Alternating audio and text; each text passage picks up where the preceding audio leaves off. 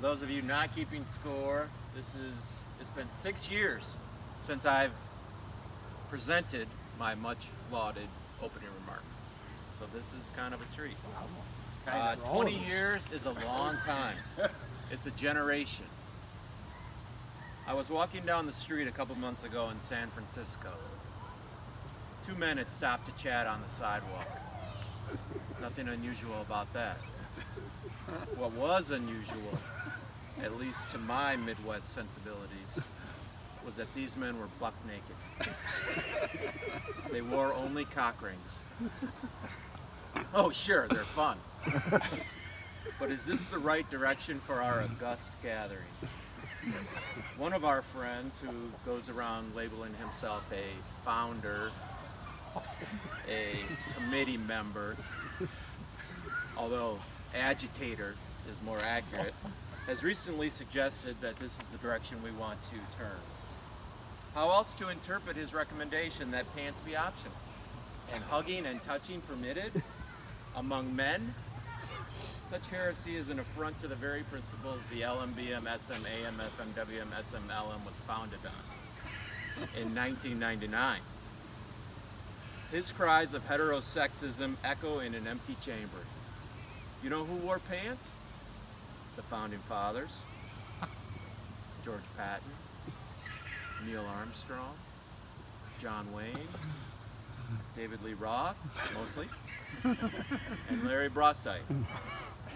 What we have to ask ourselves is whether we are going to bow to these fringe interests or swat them away like we did those black flies that one year.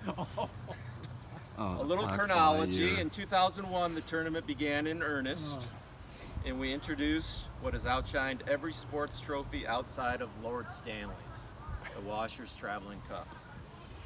In 2002, I had 2 pipes in tournament play. I used to be pretty good. In 2003, among cries for diversification, we welcomed Z-Train, our first invitee of Polish descent.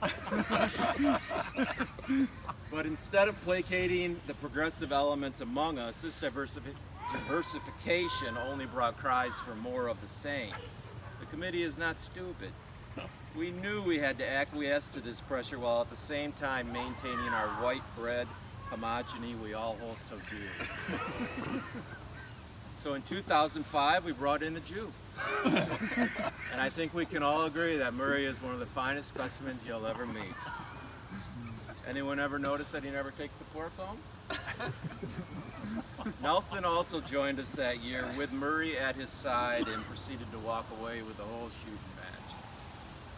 In 2006, the committee takes a proactive stance on the doping controversy plaguing other sports by installing mandatory urine testing facilitated by CB.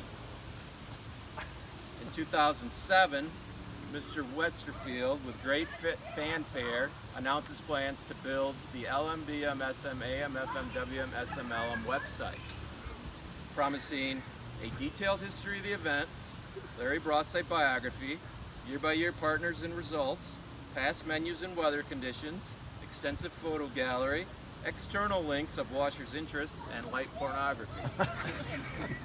We got none of that. 2009, the committee decided that our event had outgrown Lake Michigan. We needed to spread out. We needed a meadow, a clear meadow. 2010, and one of the most thrilling spectacles in sport, some say bigger than the Mets Game 6, David and I advance all the way to a 1-point finals loss. 2010. 2011, David utters the famous phrase, "The muster has lost its luster," and immediately regrets it. As I said that day, the muster remains as lustrous as the older gentleman's rapidly balding head.